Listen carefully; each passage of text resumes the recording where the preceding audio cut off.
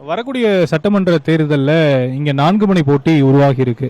இந்த களம் யாருக்கு சாதகமா இருக்கு? குறிப்பா காரைக்குடியுடைய களம் யாருக்கு சாதகமா இருக்குன்னு நினைக்கிறீங்க? ஏன்?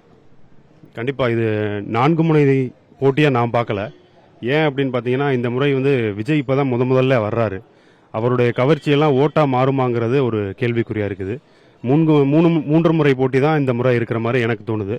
ஏன்னா ஒரு முறை தேர்தலை சந்திச்சு அவரோட வாக்கு வங்கி எந்த அளவுக்கு இருக்குன்னு பார்த்தா தான் அவர் ஒரு களத்தில் இருக்காரா போட்டியாளராங்கிறதே நம்மளுக்கு தெரியும். அதனால இதை 4 பார்க்கல, 3 தான் நான் பார்க்குறேன். வரக்கூடிய சட்டமன்ற தேர்தலில் இந்த தொகுதிக்கு அடிப்படை பிரச்சனைகள் தீர்க்கப்படாம நீண்ட காலமா இருக்கும் இல்லையா? அந்த பிரச்சனைகள்லாம் என்னென்ன பிரச்சனைகளை தீர்த்து கொடுக்கணும்னு வரக்கூடிய சட்டமன்ற தேர்தலில் போட்டியிடக்கூடிய வேட்பாளர்களுக்கு வைக்கக்கூடிய கோரிக்கையா என்னவா இருக்கும்?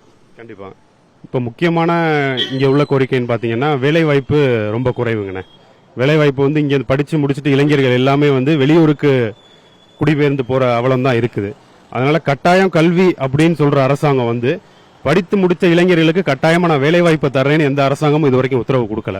இப்போ 60 ஆண்டு காலமாக மாறி மாறி திராவிட கழகங்கள் ஆண்டுகிட்டே வருது. அது கூட்டணி கட்சியும் மாறி மாறி இங்கே காங்கிரஸும் ஆட்சி செஞ்சுட்டு வராங்க. இவங்க யாருமே ஆட்சி செய்கிறப்போ தான் ஒவ்வொரு தலைவர்களையும் பார்க்க முடியுது. ஆட்சி முடிஞ்சு அந்த தேர்தல் முடிஞ்சு வெற்றிக்கு பிறகு எந்த தலைவர்களையும் நம்ம சந்திக்க முடியல.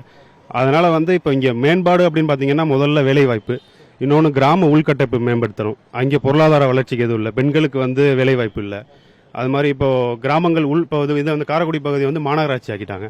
இப்போ மாநகராட்சிக்கு நம்ம நினைக்கிறது குறிப்பிட்ட ஒரு சர்க்கிளை மட்டும்தான் காரைக்குடிக்குள்ள பார்க்குறோம்.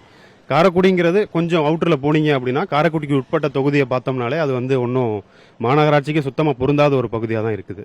அதனால நம்ம ஒரே ஒரு சுத்து ரவுண்டு ரோடை மட்டும் வச்சுட்டு நம்ம மாநகராட்சின்னு சொல்றதுல இது யூஸ் இல்லை.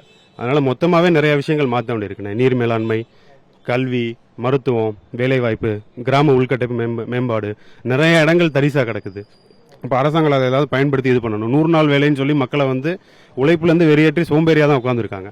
அப்போ அந்த நிலை மாறணும், அதுன்னு நினைக்கிறேன் நான். பிரதர் வணக்கம், உங்களுடைய பேர் என்ன?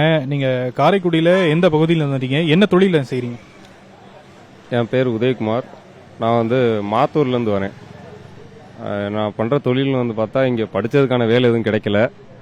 அதனால சீசனுக்கு ஏற்ற மாதிரி ஏசி ஒர்க்கும் எலக்ட்ரிக்கல் ஒர்க்கும் பார்த்துக்கிட்டு இருக்கேன். என்ன படிச்சிருக்கீங்க? நீங்க டிப்ளமோ எலக்ட்ரிக்கல்.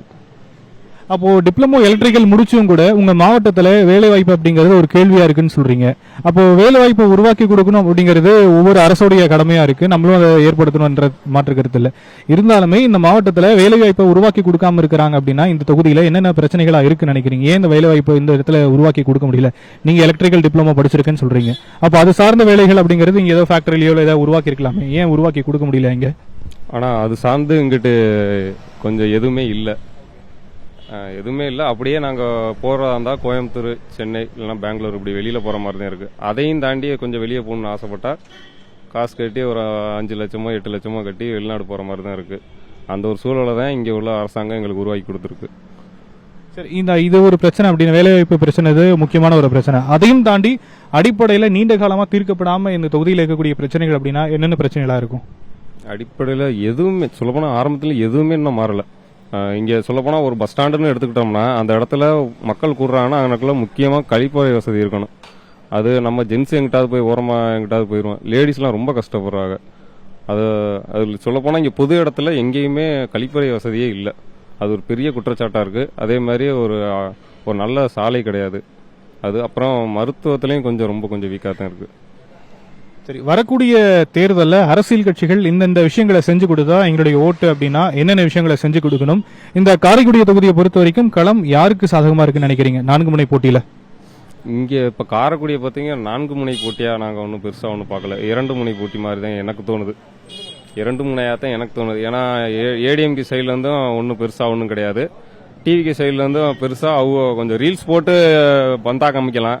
மற்றபடி ஓட்டுக்கு அங்கிட்ட காங்கிரஸ், இங்கிட்டு பார்த்தா நமக்கு யார் ரீல்ஸ் போட்டு என்ன பண்றாங்க? இங்கே டாக்டர் பிரபு இருக்காரு, அவர் வெறும் ரீல்ஸாக போட்டு தாக்குவார். டெய்லி என்ன ஆள் கூட்டுறாருன்னா 250 ரூபாய்க்கு ஆள் கூட்டிட்டு போறாரு. அவர் பின்னாடி வர்றதுக்கு வேட்புமனு தாக்கல் பண்றதுக்கே 200 ரூபா கொடுத்து கூட்டி போனாலும் அவரை நம்பி யார் ஓட்டு போடுவா? இப்போ அண்ணன் சீமானை பொறுத்த வரைக்கும், இங்கே காரைக்குடியை பொறுத்த வரைக்கும் கொஞ்சம் சீமான் கொஞ்சம் வெயிட்டேஜாக இருக்கிறது எனக்கு தோணுது. எங்களோட வீட்டில இருந்து எல்லாருமே அண்ணனுக்கு ஆதரவா 24 எலெக்ஷன்ல ஆதரவா இருக்கிறோம். இப்போ அண்ணனுக்கு சீமான் அவர்களுக்கு ஆதரவா இருக்குன்னு சொல்றீங்க, எதன் அடிப்படையில் அவருக்கு ஆதரவா இருக்குன்னு நினைக்கிறீங்க? இவர் வந்தால் அடிப்படையிலேருந்து எல்லாமே மாறிடும். காரைக்குடி எங்களுக்கு தெரிஞ்ச ஒரு அடுத்த 5 வருஷத்தில் அடுத்த சிங்கப்பூராக நாங்கள் பார்க்குறோம்னு எனக்கு தோணுது.